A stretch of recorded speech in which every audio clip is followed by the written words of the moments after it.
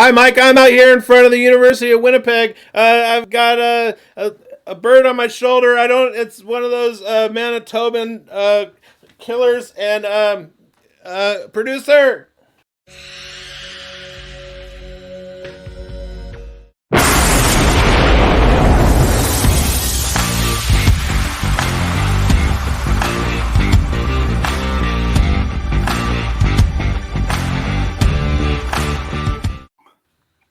Welcome to the Fantasy Forecast on the Fantasy Football Advice Network. We are your hosts, bigz and Grindberg and bigz. He is Grindberg. I am bigz. We are talking about fantasy football, and we are forecasting what is to come. That's why it's called the Fantasy Forecast. Kind of like a weather report for your fantasy. How you doing, Mike? Doing excellent, man. I'm doing excellent. It's nice to have you around Winnipeg. You know, I've been trying to get you out here for a number of months now, and you're cruising around the University of Winnipeg, right by where I work. So pretty neat. How's the weather out there? It's a little breezy. There's some clouds in the sky. It's about 65 degrees. I'm just kidding, Mike. I'm not in Winnipeg. I had already come by and say hi. I said hi. I'm in Northern California. Still, I just, Yeah. So today, but my weather report was accurate. it was very accurate, and it is around that weather here. But what people are really interested in is our ADP values at the running back position. Now, we talked about quarterbacks 2 episodes ago. He gave you Jared Goff. I gave you Caleb Williams. I did. Last episode, we went wide receiver. He gave you T. Higgins from the Cincinnati Bengals, and I gave you Drake London from the Atlanta Falcons. So we are going to talk about running backs today. I'm trying really hard to get that pronunciation correct there, bigz. You're good. I know. What are we talking about running back? So what are we looking for in ADP value? Because a lot of people are off of the running backs or going, they're not going like anchor running back anymore. They're not going, double running back off the hop.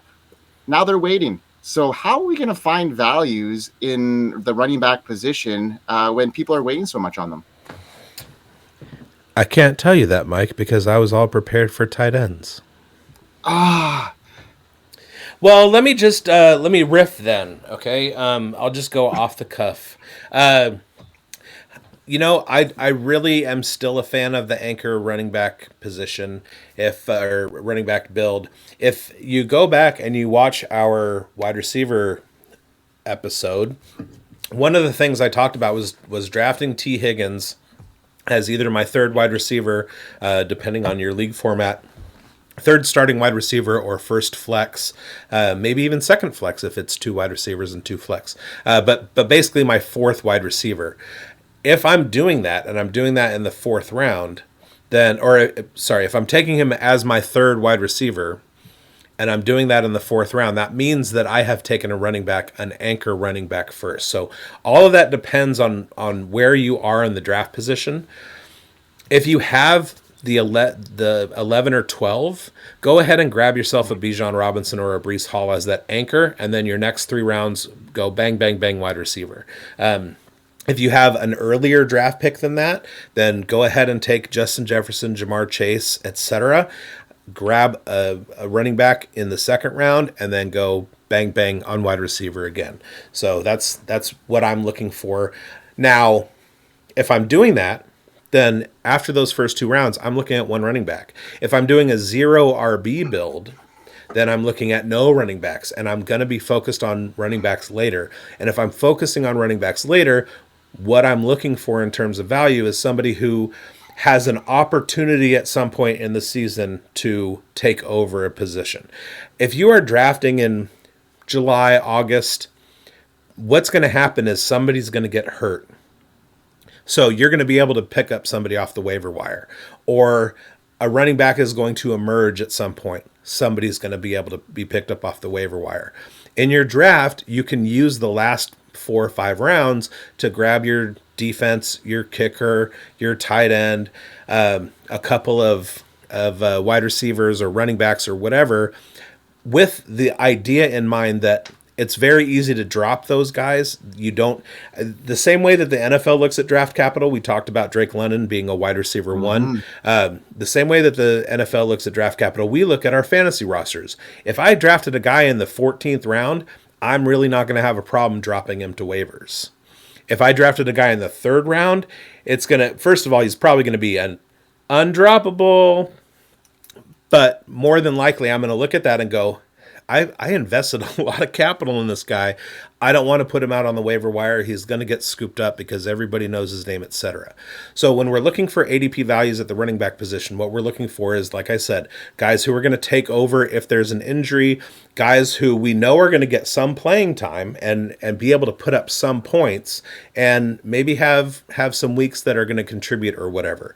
And when we're looking at rookie running backs, it does take a little bit of time for running backs to learn the blocking scheme so that they can stay in on 3rd down. It takes a little time for them to, especially in if you look at their team offensive scheme, are they a power running team? Are they a zone running team?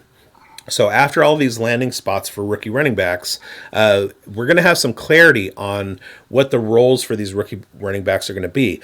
Now, I've picked out a guy who right now is an absolute ADP steal, and that's because he is everything proof at the running back position, and we'll get into why. Let's do it. Producer? Yeah. Well, we don't have a clip. Oh, that's he must be pretty obscure. All right, I am of course talking about Clemson running back Will Shipley. Okay, imagine if you were able to draft Jahmyr Gibbs last year in the 20th round,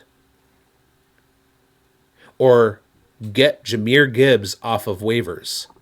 Do drafts even go 20 rounds? Aren't they like 15, 18, something like that? Will Shipley doesn't have the hype that Gibbs had last year. Gibbs was a 1st-round pick as a running back, and that draft capital is very, very valuable. It meant that the Lions had plans for Gibbs right away, and Gibbs was going off the board in the mid-rounds, right? He wasn't available on the waiver wire ever. He did have a slow start, and people might have been trying to trade him away, but he had so much hype coming out of Alabama and all of that stuff. So let's break down the 2 guys, okay? Let's look at Will Shipley versus Jahmyr Gibbs. Will Shipley is going to be in the plans of whatever team drafts him, just like Gibbs was, but it won't be as public as Gibbs was. The Lions, like I said, they made a huge investment in Gibbs. There's videos of them trying to hope that they still were able to get him in the top half of the 1st round. And that's huge. What it means the most, though, is that they're going to wind up paying him a lot more with the contract later. But Will Shipley is going to be in the plans of whatever teams draft him. What makes him a value? What makes him rosterable on your fantasy team? I'm going to compare the 2, and we'll look at it through the lens of the SumerSports.com. Go there, SumerSports.com production correlation metrics that I've talked about on the show before. The first and the highest corollary is age. Shipley will be starting the season a week after his 22nd birthday. He's 5 months younger than Gibbs, who was 21 last year, like Shipley is this year. And they were both true junior declares. That means that they only spent 3 years in college, not 4. They didn't have a redshirt year and then become a redshirt freshman. They were both true juniors when they came out into the draft. That's very important, okay? That's basically makes them a wash.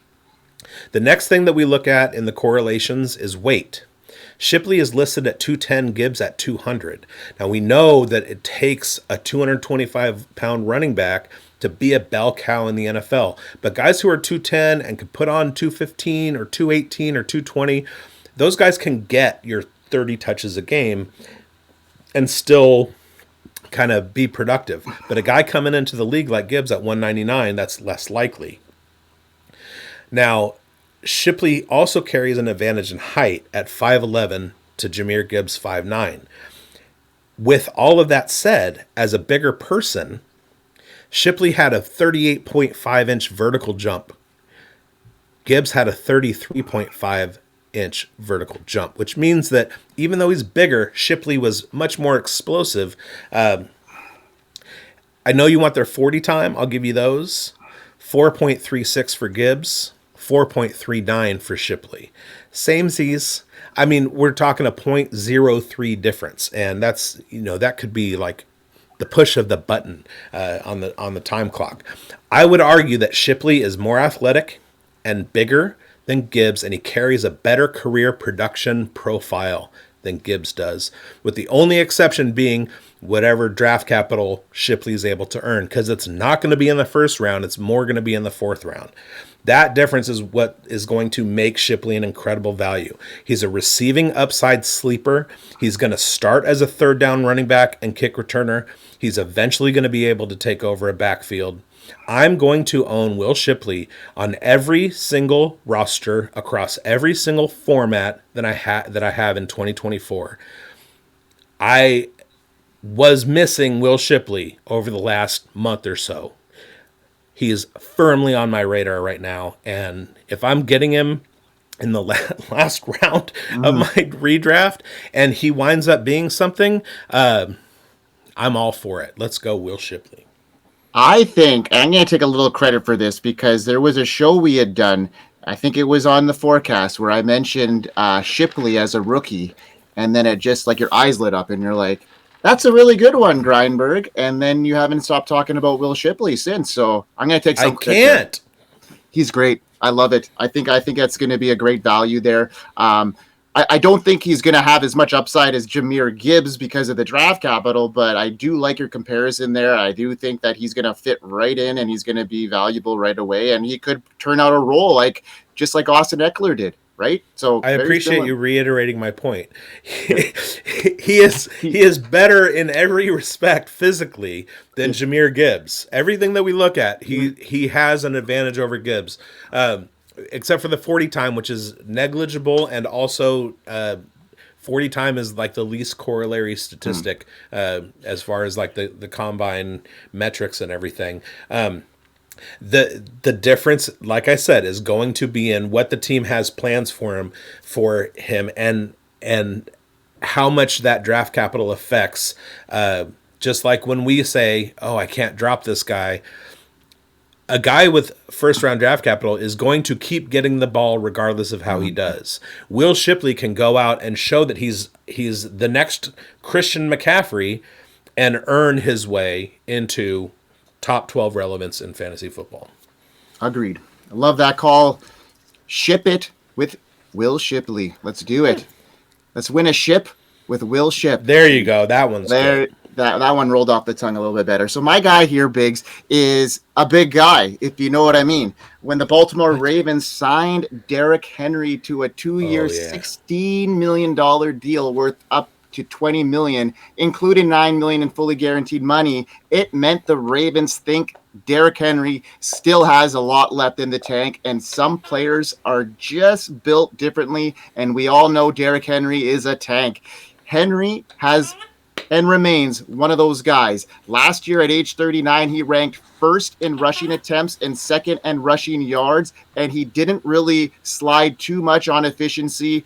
He did concede touches to Tajay Spears. We all know that, and we all know that Tajay Spears earned that with the talent, but Derrick Henry was still very good last year. Now he goes to a Ravens team who, don't have much back behind Derrick Henry other than Keaton Mitchell at this stage. Another complimentary back, but not as talented as Spears was. So while we cross the dreaded 30 age threshold this year, it's tough to project a drop off for Henry for any reasons that age, other than age.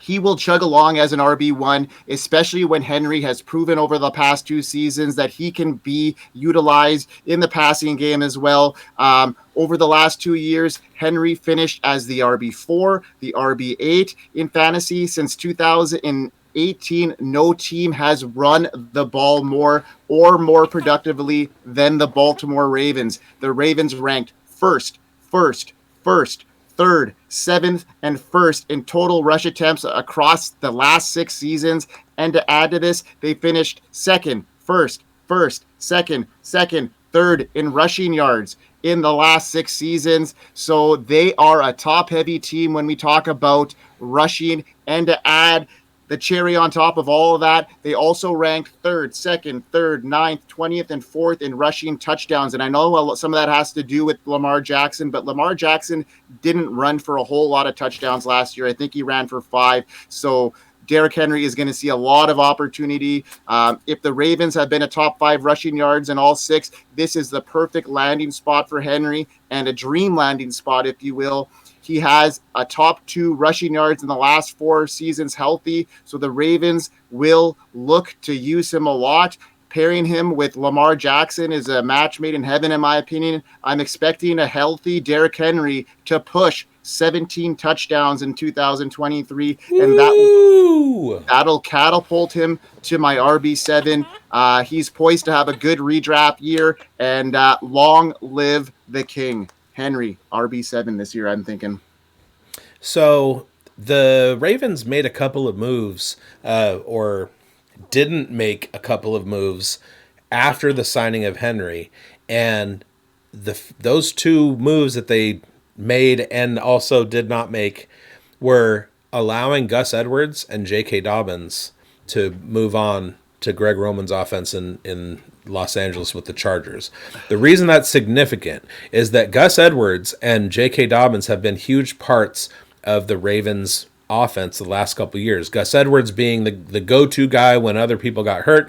J.K. Dobbins being the one who was hurt so that they would go to Gus Edwards. They held on. They have Keaton Mitchell, and they brought in Derrick Henry. That's another Tyjae Spears, Derrick Henry situation, only it's going to be in Baltimore. Derrick Henry is the bell cow.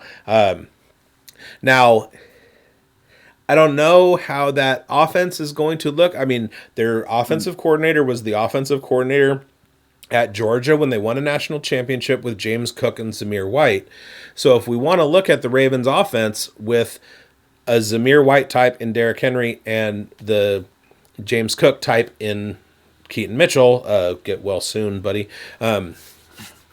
then we know that that's going to be the offense in Baltimore going forward, with the added advantage of having Lamar Jackson be the one taking the snaps, who, I mean, maybe they go to more of a traditional handoff approach rather than having Lamar tuck and run, and let Lamar Jackson show his arm off. Let him utilize the skills that he has rather than being a running quarterback, because that's going to elongate his career. It's going to let him last a lot longer. And he's the reigning MVP of the league. So if they handle Lamar Jackson correctly, and Derrick Henry getting 250 carries is that handling of Lamar Jackson correctly, Derrick Henry is going to be a smash value. And I'm here for it. Even though in Dynasty I traded him to you for Tyjae Spears, and I still have not looked back. No, of course not. In Dynasty, that's a great move, and I think Derrick Henry still has a little bit of value there with the Ravens. But yeah, his fading. It's hard to count him out now, even in Dynasty. But at this stage, yeah, he's a sell for sure. But I made that move to win a championship, like we do. We build championships, and that's what we did. So awesome or show there. Or rebuild. Yeah. Yeah, exactly. You know what, Biggs? Like, we're done this, and now we're going to get into the draft, and we're going to talk about draft prospects that got drafted, and we're going to talk about some important stuff next week on our shows. So you better stay tuned to the Fantasy Football Advice Network and the Fantasy Forecast, because we're bringing it all the time. You see us all the time on the network, so continue to follow us on the X at FFCanuck99 and at Big Boned FFB on the X machine, or Twitter, if Biggs will call it. Biggs, you got anything to add to that, man? Yeah. Don't say that. It's Twitter. It will always be Twitter, even after Ellen is gone. Okay. You have 2 options to keep up with our content over the off season and into the season. Number 1, go find us on Twitter, and every time we come up with a new episode, it's going to get posted, and you can just click on it and go over there. Number 2 is going to be subscribe to this channel. If you're new, hey, we're building champions. We're making champions, baby. That's what we're doing. And yeah, those are your two options. Take advantage, like, subscribe, hit the bell, comment, share, tell all of your friends. Go find us on the Undroppables. Go find us on Player Profiler News. All of it. And from beautiful man, Winnipeg, University of Winnipeg, Frito says, "I hope you win." Yeah. And one more thing to all our listeners out in Portugal, we hear ya. We know you're there. Peace out.